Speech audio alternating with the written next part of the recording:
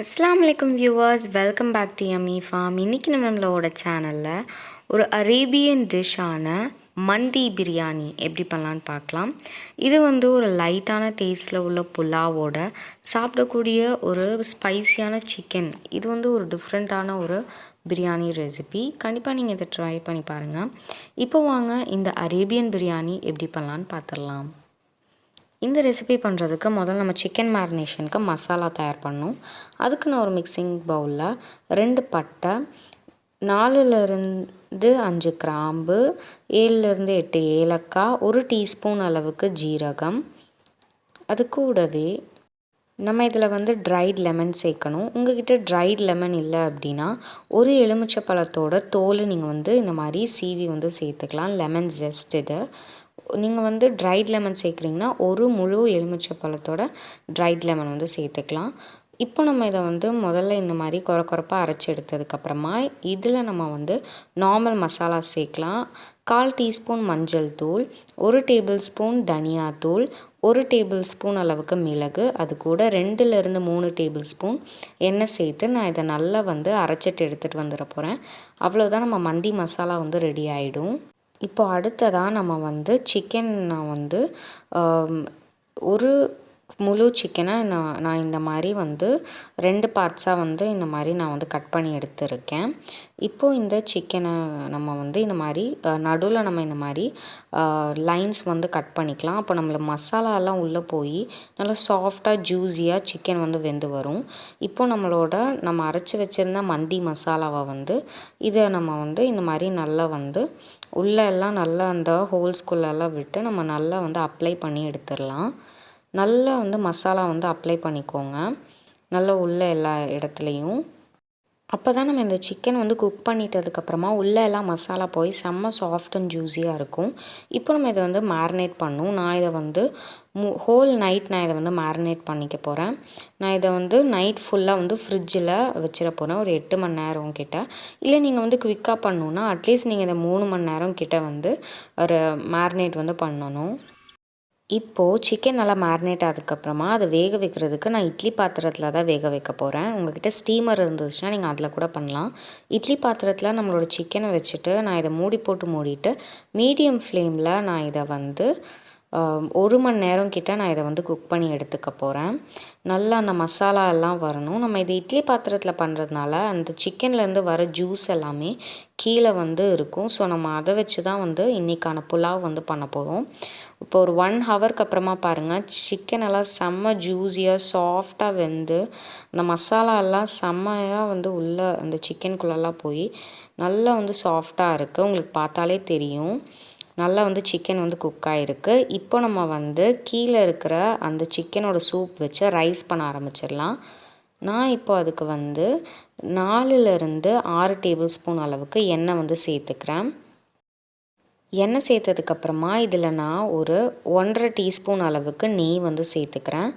நெய்யும் நம்ம கொஞ்சம் சேர்த்துட்டோம் அப்படின்னா நல்லா ஃப்ளேவர்ஃபுல்லாக நல்லா டேஸ்ட்டாக இருக்கும். இப்போது இதில் நம்ம ஏலக்காய் ஒரு 4 போல் சேர்த்துட்டு 4 கிராம்பு சேர்த்துட்டு ஒரு சின்ன துண்டு பட்டை சேர்த்துருக்கேன். அதுக்கப்புறமா 1 டேபிள் ஸ்பூன் அளவுக்கு மிளகு சேர்த்துக்கோங்க. இந்த ரெசிப்பியில் நம்ம ஓவராக ஸ்பைசஸ் ஆட் பண்ண மாட்டோம், அதனால் நீங்கள் மிளகு கொஞ்சம் தாராளமாகவே சேர்க்கலாம், நல்லா டேஸ்ட்டாக இருக்கும். ஒரு 2லேருந்து 4 பல் பூண்டு குட்டி குட்டியாக நறுக்கி சேர்த்துட்டு 2 மீடியம் சைஸ்டு வெங்காயத்தை நல்லா இந்த மாதிரி ஸ்லைஸ் பண்ணி எடுத்திருக்கேன். அதையும் நம்ம இப்போ இதில் சேர்த்துடலாம். சேர்த்துட்டு நம்ம இதை நல்லா வெங்காயம் நல்லா சாஃப்டாக வெந்து வரணும், அது வரைக்கும் நம்ம இதை குக் பண்ணிக்கலாம். இந்த வெங்காயம் வேகிற டைமில் உங்களுக்கு விருப்பம் இருந்தால் நீங்கள் ரோஸ்டட் பாதாம், அதுக்கப்புறமா உலர்ந்த திராட்சை இதெல்லாம் நீங்கள் சேர்த்துக்கலாம், சாப்பிடும்போது நல்லாயிருக்கும். ஆனால் நான் கடைசியாக கார்னிஷிங் அப்போ நம்ம சேர்த்துக்கிட்டாலும் நீங்கள் சேர்த்துக்கலாம். ஸோ எப்போ உங்களுக்கு சேர்க்கணுன்னு விருப்பம் இருக்கோ அப்போ நீங்கள் சேர்த்துக்கலாம். கூடவே நான் தேவையான அளவு கொஞ்சமாக நான் உப்பு சேர்த்துருக்கேன், அந்த வெங்காயம் டக்குன்னு வதங்குறதுக்கு. இப்போ பாருங்கள், வெங்காயம் நல்லா சாஃப்டாக வெந்துருச்சு. இப்போ நம்மளுடைய சிக்கன் சூப்பை நம்ம அளந்து எடுத்துக்கலாம். 1 கப் அளவுக்கு அரிசிக்கு 1.5 கப் அளவுக்கு தண்ணிங்கிற மெஷர்மெண்ட்டில் நம்ம சூப்பையும் அளந்து எடுத்துகிட்டு தண்ணியையும் அளந்து எடுத்துகிட்டு நம்ம சேர்த்துடலாம். நான் இன்றைக்கி 3 கப் அளவுக்கு அரிசி எடுத்திருக்கேன்.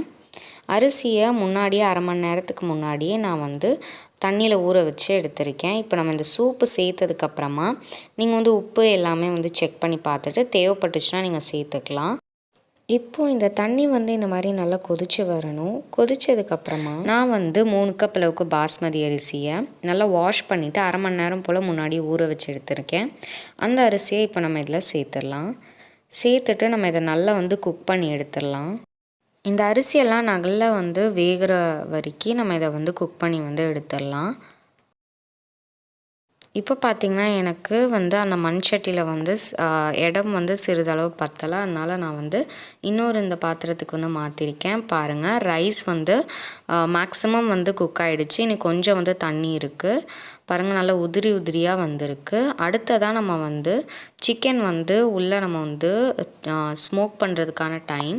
அதுக்காக நான் வந்து ஒரு தவாவில் 2 டேபிள் ஸ்பூன் அளவுக்கு வெண்ணெய் விட்டுருக்கேன். வெண்ணெய் சேர்த்துட்டு நம்ம வந்து வேக வச்சு எடுத்து வச்சுருந்த சிக்கனையும் மேலே வச்சுட்டு லைட்டாக நம்ம அதை வந்து ரோஸ்ட் பண்ணி வந்து எடுத்துடலாம். அப்போ நம்ம வந்து ஸ்மோக் பண்ணும்போது நல்லா சுட சுட சிக்கனில் நம்ம ஸ்மோக் பண்ணும்போது நல்லாயிருக்கும். நம்ம வந்து சிக்கனுக்கு மேலேயும் ஒவ்வொரு துண்டு பட்டர் வச்சுட்டு நம்ம அதை வந்து நல்லா வந்து ரோஸ்ட் பண்ணி வந்து எடுத்துக்கோங்க. இப்போ பாருங்கள், நல்லா ரோஸ்ட் பண்ணியாச்சு. அதுக்கப்புறமா நம்ம ரைஸும் நல்லா வெந்துருச்சு. இப்போ நம்ம ரைஸ்க்கு மேலே நம்ம ரோஸ்டட் சிக்கனை வந்து வச்சிடலாம், மந்தி சிக்கன். இப்போது இந்த மந்தி ஃப்ளேவர் உள்ள இந்த சிக்கனை நம்ம வந்து நல்லா வந்து கோல் ஃப்ளேவருக்காக சார்கோல் வந்து வச்சுருக்கோம். சார்கோலை வந்து கொஞ்சம் சூடு பண்ணிவிட்டு அதை வந்து அலுமினியம் ஃபாயிலில் வச்சுட்டு ஒரு சிறிதளவு நம்ம வந்து ஒரு டீஸ்பூன் அளவுக்கு நம்ம ஆயில் விட்டுட்டோன்னா நல்லா இந்த மாதிரி ஸ்மோக்கியாக வந்துடும். அப்போ நம்ம வந்து டக்குன்னு வந்து ஒரு மூடி வச்சு இந்த மாதிரி மூடிட்டு லோ ஃப்ளேமில் அப்படியே நம்ம வச்சுட்டோன்னா நல்லா அந்த ஸ்மோக்கி ஃப்ளேவரெல்லாம் உள்ளே போய் பயங்கரமாக நல்லா சூப்பரான மந்தி சிக்கன் பிரியாணி வந்து ரெடி ஆகிடும். இப்போ 5 மினிட்ஸில் அந்த ஸ்மோக்கெல்லாம் சிக்கனில் நல்லா சூப்பராக போனதுக்கப்புறமா அவ்வளோதான், நம்மளோட சூப்பரான மந்தி பிரியாணி ரெடி ஆகிடுச்சு. நான் இந்த அரேபியன் டிஷ்ஷஸ்லேயே பிளேட்டிங் தாங்க ரொம்ப ரொம்ப ஸ்பெஷல். மசாலாஸ் எவ்வளோ ஸ்பெஷலோ அதே மாதிரி பிளேட்டிங்கும் ரொம்ப ரொம்ப ஸ்பெஷல். இதை நம்ம பிளேட் பண்ணுற விதத்தில் தான் நல்லா இருக்கும். நான் நல்ல ஒரு பெரிய பிளேட் எடுத்துகிட்டு அதில் நம்ம ரைஸை வந்து போட்டுட்டேன். ரைஸ் ஆட் பண்ணதுக்கப்புறமா அப்படியே நம்மளுடைய சிக்கன் பீசஸ் எல்லாம் மேலே வச்சுட்டு அப்படியே நம்ம லெமன், ஆனியன், ரோஸ்டட் ஆல்மண்ட்ஸ், கிஸ்மிஸ் பழம் இதெல்லாம் உங்கள்கிட்ட இருந்துச்சுன்னா அப்படியே நீங்கள் கார்னர்ஸில் வந்து வச்சிடலாம்.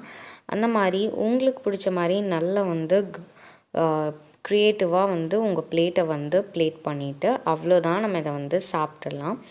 இது வந்து நல்லா சாஃப்டாக இருந்தது. சிக்கன் மசாலாலாம் உள்ளே போய் நல்ல சாஃப்ட் அண்ட் டெண்டர் அண்ட் ஜூஸியாக இருந்தது. நீங்களும் கண்டிப்பாக இந்த மந்தி பிரியாணி ரெசிபியை உங்கள் வீட்டில் ட்ரை பண்ணி பாருங்கள். ட்ரை பண்ணிவிட்டு உங்களோட ஃபீட்பேக்காக கீழே கமெண்ட்ஸில் என் கூட ஷேர் பண்ண மறந்துடாதீங்க. அண்ட் இதே மாதிரி நிறைய எம்மியான ரெசிபீஸ்க்கு நம்ம சேனலை சப்ஸ்கிரைப் பண்ணிவிட்டு பக்கத்தில் இருக்க பெல் பட்டனையும் அமுத்திக்கோங்க. எல்லா புகழும் இறைவனுக்கே.